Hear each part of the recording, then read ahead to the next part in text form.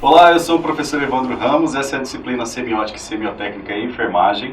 Nesta aula nós vamos trabalhar questões relacionadas a registros e anotações de enfermagem, tanto em formulários específicos quanto no prontuário do paciente. Vamos lá? Bem, todos os procedimentos que são realizados atuando ou na atuação de toda a equipe de enfermagem deve ser registrado no prontuário do paciente por ser, muitas vezes, uma ação ou uma observação de muita relevância para a equipe médica, a equipe de fisioterapia, a equipe de nutrição. Então, todos os aspectos relacionados ao paciente no dia a dia da enfermagem devem ser registrados no prontuário do paciente. E esses aspectos a gente está abordando aqui. Então, os registros efetuados pela equipe de enfermagem, tanto quanto enfermeiro, técnico de enfermagem, auxiliar de enfermagem e outros profissionais também que terão acesso a esse prontuário, tem a finalidade importantíssima de fornecer informações sobre a assistência prestada, inclusive sobre a evolução do caso clínico do paciente, ou involução do caso clínico do paciente também. Os registros, eles refletem todo o empenho e toda a força de trabalho desempenhada pela equipe de saúde, tanto de enfermagem quanto outros profissionais. Toda a documentação de enfermagem, para ser considerada autêntica e válida, deverá estar legalmente constituída, ou seja, possuir uma assinatura do autor daquelas anotações. Então existe, logo, pelo Conselho Federal de Enfermagem, uma resolução específica que data sobre essas questões de anotações de enfermagem. Toda anotação de enfermagem, toda evolução de enfermagem feita no prontuário do paciente deve proceder com a assinatura do profissional. Outras questões importantes. Qualidades para uma boa anotação de enfermagem no prontuário do paciente. Elas devem ser legíveis, claro, né? Todo profissional que for ler aí o prontuário do paciente, tanto para os critérios de tratamento, quanto também para levantar o histórico de saúde daquele paciente, ele precisará ler, entender e interpretar o que foi escrito, o que foi anotado. Logo, tudo deve ser legível. As informações devem estar completas, não podem haver informações pela metade sobre o histórico ou sobre as anotações de enfermagem. Claros, concisos, objetivos, pontuais e também cronológicos. Eles serão datados e faremos a marcação também ali no prontuário do paciente do horário do turno de início ao fim e dos horários específicos de alguma intercorrência que porventura possa ter acontecido. Devem ser precisos de data, horário, conter assinatura de identificação do profissional ao final de cada registro de enfermagem, de cada evolução de enfermagem.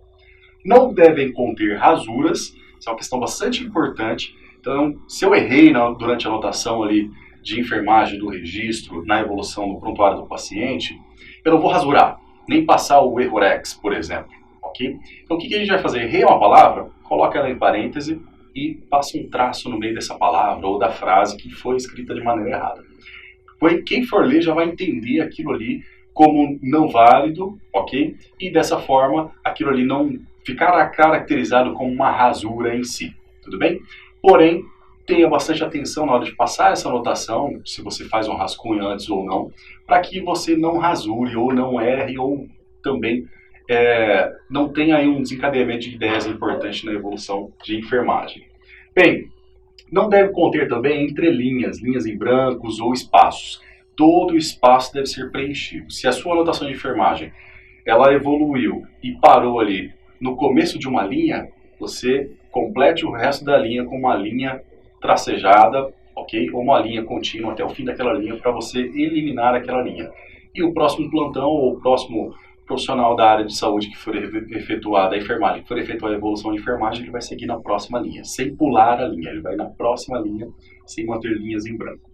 Deve conter observações efetuadas dos cuidados de enfermagem, sejam eles já padronizados ou de rotina e também algum procedimento específico. Outras questões importantes para a qualidade dessa anotação. Devem conter ou constar as respostas do paciente frente aos cuidados que estão sendo prestados. Então, se eu prestei um cuidado de medicação analgésica, por exemplo, evoluiu, melhorou, tirou a dor do paciente. Então essa informação ela deve constar na evolução no seu registro de anotação de enfermagem. Intercorrências, sinais e sintomas observados, qualquer tipo de sinalização importante observada.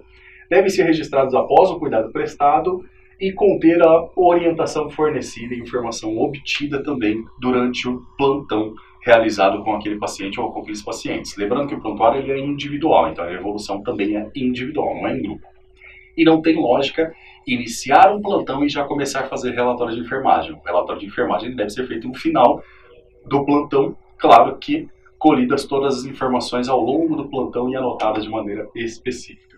Devem priorizar a descrição de características como tamanho mensurado, por exemplo, quantidade, coloração. Então, se eu anotei um número de alguma questão, por exemplo, de um volume de vômito que foi expelido pelo paciente, uma previsão ali de quantidade, eu devo colocar aí a quantidade, se foi em ml, se foi em litro, a quantidade que foi desprezada de urina, por exemplo, no paciente que está sendo feito um controle hídrico. Então, foi desprezado tantos litros naquele plantão. Então, a questão e a padronização de mensuração é muito importante que seja anotado de maneira correta no prontuário do paciente. Coloração e forma, por exemplo, de secreções expelidas, vômitos, por exemplo, fezes, ou seja, essas características são importantes de coloração, odor, para que tenha-se, obviamente, uma leitura adequada da evolução do paciente. Não deve conter termos que deem conotação de valor. Bem, mal, muito, pouco, ok? Porque isso não é mensurado. Então, eu não vou dizer lá, ele vomitou muito. O que significa muito para você pode significar coisas diferentes para mim como muito, ok? Então, isso gera muita margem para interpretação. Logo, eu tenho que colocar ali uma padronização, ou uma média, ou talvez ali uma previsão de quanto foi. Foi em torno de 200 ml de líquido. Então aí você já dá um padrão, principalmente para aqueles pacientes que têm uma restrição hídrica ali. Devem conter apenas abreviaturas consagradas, ou seja, padrões, principalmente nacionais e internacionais de abreviatura ou padronização daquela instituição específica. Não invente uma padronização, ok? De abreviatura, de algum tipo de abreviatura de palavra ou de frase, porque isso pode gerar uma complicação muito grande, prevista na literatura. Devem ser referentes aos dados simples, que não requeiram aí maior aprofundamento científico sobre aquele assunto. Outra questão importante é que a importância do prontuário do paciente ele deve estar em um pedestal literalmente aí no cuidado de enfermagem e ser utilizado para registros que apresentem riqueza de detalhes, informações corretas, organizadas, seguras, completas e claras. O prontuário médico ele serve para diversas questões, além de, principalmente para atestar a evolução do paciente, ele vai servir também até para critérios judiciais. Muitas perícias utilizam aí o prontuário médico daquele paciente para erros profissionais, por exemplo, conselhos de ética de profissionais. Então, é muito importante que sejam anotadas verdadeiramente as informações decorrentes do plantão. A resolução COFEN, do Conselho Federal de Enfermagem, 358/2009, ela dispõe sobre a sistematização da assistência de enfermagem e a implementação do processo de enfermagem em ambientes públicos. Lá no seu artigo 6º dessa resolução, está lá descrito, a execução do processo de enfermagem ela deve ser registrada formalmente, isso significa no prontuário do paciente. Se terá um formulário específico ou não, isso vai da instituição, ok? Padronizar um prontuário específico, um formulário específico para isso. Porém, esse formulário ele deve constar aí no prontuário do paciente. Outra resolução do COFEN também é a 429 de 2012, que fala sobre os registros das ações profissionais no prontuário do paciente, no artigo 1, é responsabilidade e dever dos profissionais de enfermagem realizarem o registro, registrar as informações, ou seja, é responsabilidade e dever. Eu não posso passar um plantão sem fazer o registro do prontuário do paciente, tá claro? Dessa forma, entre outros documentos próprios da área, que sejam por meio de suporte tradicional, papel ou meio eletrônico também. Então, existe prontuário eletrônico e, é claro, para a pessoa fazer o acesso a isso aí, existirá no sistema específico daquela instituição de saúde um login específico, uma assinatura específica daquele profissional que está fazendo o lançamento de informações, ok?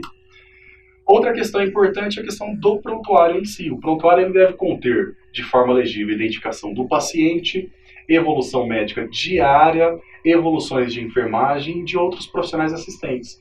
As cópias ou impressões dos exames laboratoriais, radiológicos e outros exames terapêuticos, o raciocínio médico, hipóteses diagnósticas, diagnóstico definitivo também daquela situação para aquele caso de internação, conduta terapêutica, prescrições médicas, descrições cirúrgicas, fichas anestésicas, resumo da alta, fichas de atendimento ambulatorial, atendimento de urgência, folha de observação médica e boletins médicos. Ou seja, o prontuário ele é um computo de informações gerais de tudo o que aconteceu com aquele paciente dentro daquela instituição. Existe instituição que arquiva os arquivos físicos, literalmente o papel, tem um arquivo morto, digamos assim, quando esse paciente tem alta. E quando ele retorna, caso ele tenha ali, obviamente, nesse caso em específico, um arquivo morto do prontuário antigo da história dele, o médico solicita esse arquivo se ele precisar fazer algum resgate de informação.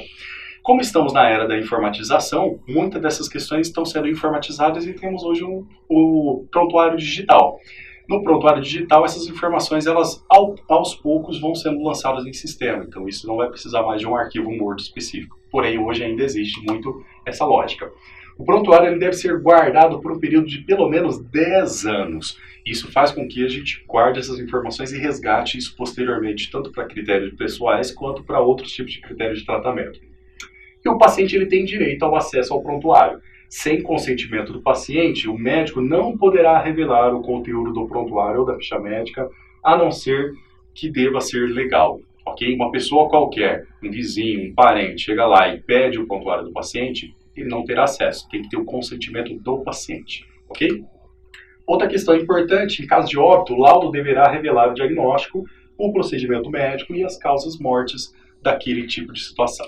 Nesta aula, nós trabalhamos as questões referentes a registros, prontuário do paciente e todas as informações referentes à evolução de enfermagem que devem ser anotadas no prontuário do paciente. Muito obrigado pela sua atenção e aguardo você na próxima aula.